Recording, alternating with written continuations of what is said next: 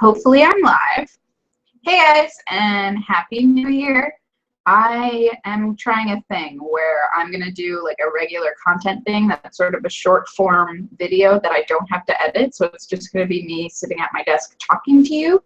And since all I'm doing today is going to be talking about my top 5 books of last year now, 2016 is gone, finally. I figured that it would be okay to do just a chatty sort of webcam video. Gretchen is here. There's a peep on her feet. She's going to tell me if my audio is okay, because that's step 1. I have a super fancy mic, but it's like kind of far away from me. I'm just making sure that my audio is okay. Just watching an advertisement. Hashtag ad. Hashtag not spawn. It's on our channel. I don't. My audio sounds okay? Good. Okay. Now we're going to continue from here. So I have 4 novels and 1 comic to talk about when it comes to the books that I really loved this year. 3 of those books, well, 2 books and a comic came out this year. 2016 releases, and then 2 are ones that I read in 2016 but aren't from 2016. I think I'll talk about the comic first because it's the one that I sort of fell in love with the most. There were a lot of comics that I read that I really enjoyed, but oh no, I'm getting messages. There were a lot of comics that I read that I really enjoyed, but what I really wanted to talk about is The Vision, which actually, hold on. This is the second volume of that. I have it here. It's like I prepared for this or something. I did not, clearly. So The Vision is actually a Marvel title. And anybody who watches any of my videos where I discuss comics know that I don't read superhero comics very much anymore. I used to really love them, but I've switched over to Image, which has a lot more creator-owned content that's weird and sci-fi and fantasy-esque. And as a superhero, he's an android who is created by a god, and he's one of the Avengers. This comic, however, isn't him fighting bad guys per se. It's a family drama of sorts where he builds himself a cute little robot family with a wife and a little girl and a little boy and puppy, and they move into a suburb of Washington, D.C., and it's all about just them trying to be a normal family.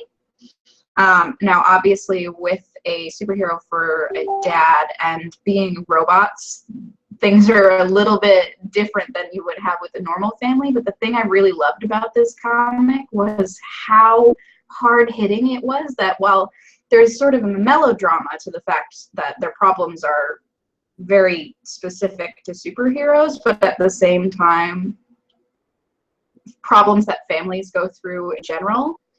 It's a super sad comic, which is like kind of unfortunate. It's only 2 volumes. This is the second volume. The first volume, I believe, was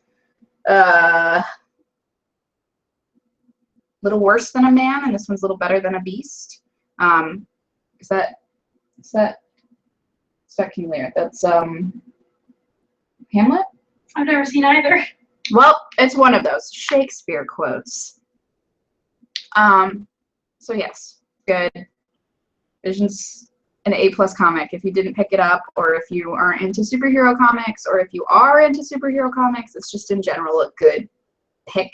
It was really great, really solid. I'm glad that they kept it to 2 volumes because the story they're telling wouldn't be a long-running sort of comic. It's definitely a contained thing, and I'm glad that even though it sort of got a lot of acclaim for what it was doing, they didn't decide to push it past what it needed to be. So yes, The Vision, super good. Must read. I'm gonna set this down.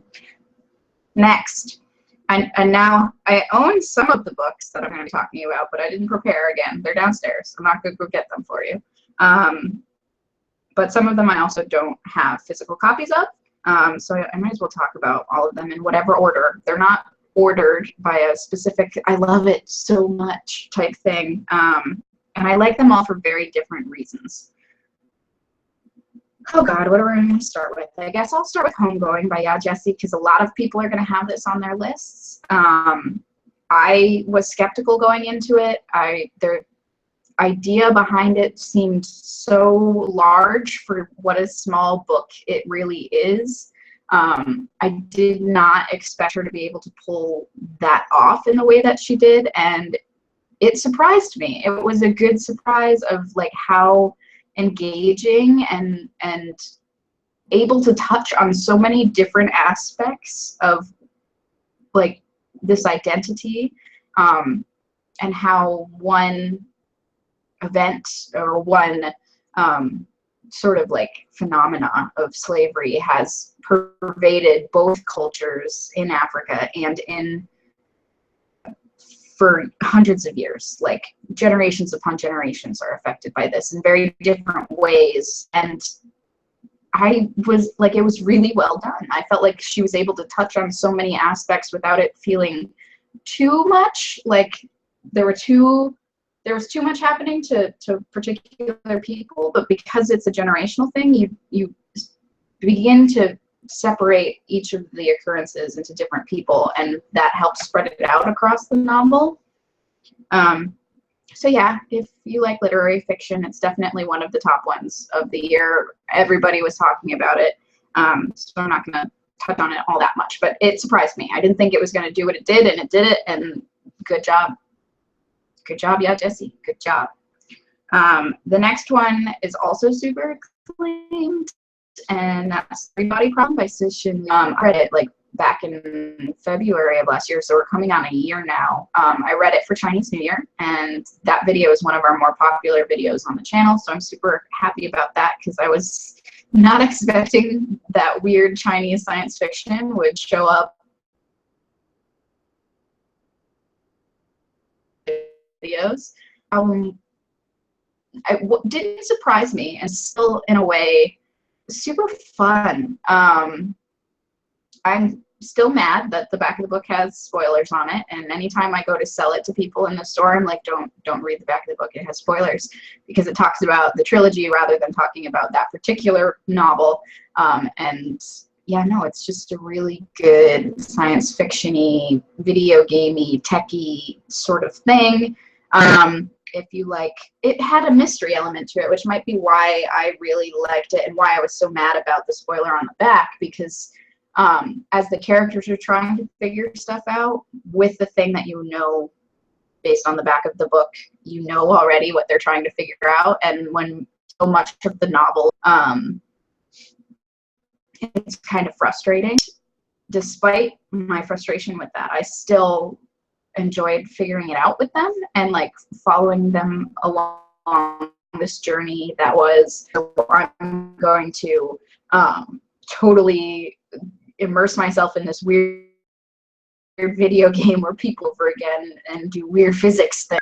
Despite being super science, an entertaining read and super fun, like just a fun read. So if you are a sci-fi fan or a video game fan or like math, I don't know, maybe check out that book. It's just a really interesting one. The next one is definitely one that I read about a year ago. It was January. I read Night Film, which is maybe my go-to thriller recommendation to anybody who's like, I've read Gone Girl and Girl on the Train, what should I read now? And I'm like, read Night Film, because I liked it better than both of those. I made a video for that one as well, which I can link post this being live. When I'm done, I can link to that guy as well. I really liked the not intertextuality, the use of media in the novel. There's web pages and photographs and articles that are, it does have like almost like an internet like app type thing where you can scans certain pages and it will give you extra content that has to do with the book, which is another element of like making the reader part of the investigation inside of this thriller, where you feel like not only is the protagonist doing all of this research and doing all of this background stuff, but you as the reader are as well. You are hand in hand with him, like touching on the evidence and things like that.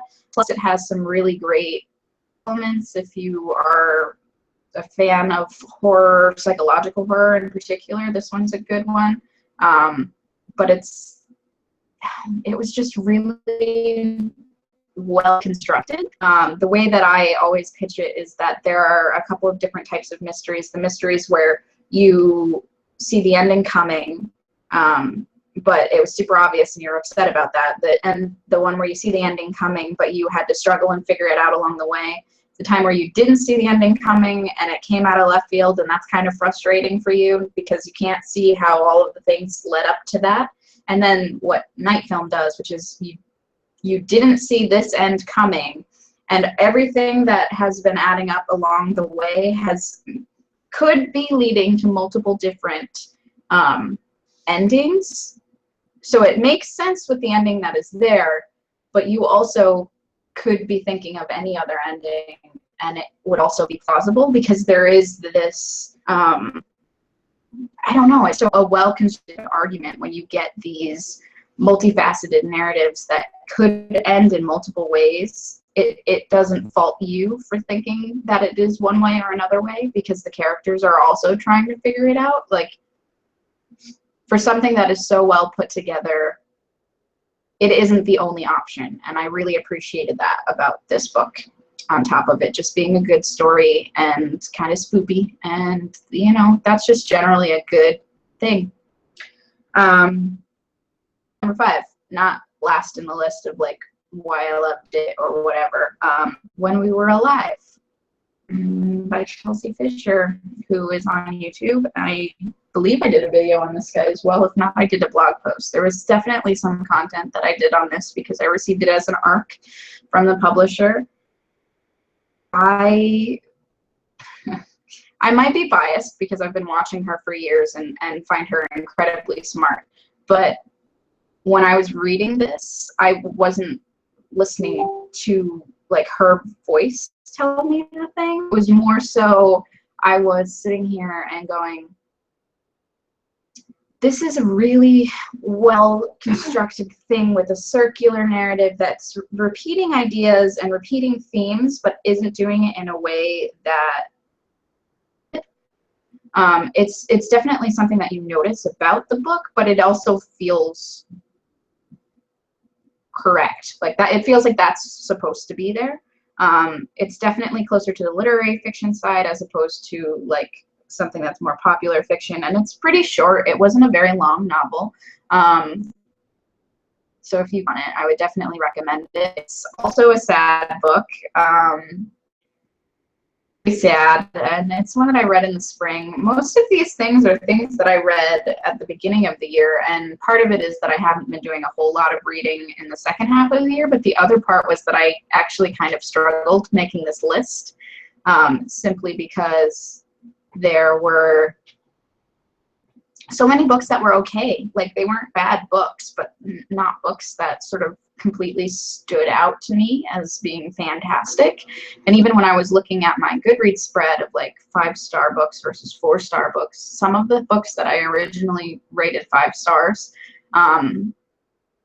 because of whatever reason, I now at this point don't feel like they were my best books of the year. Some of the 4-star ones were, and that's part of the thing, is like books have flaws, but they might hit you particularly stronger than they would somebody else at the time that you're reading it.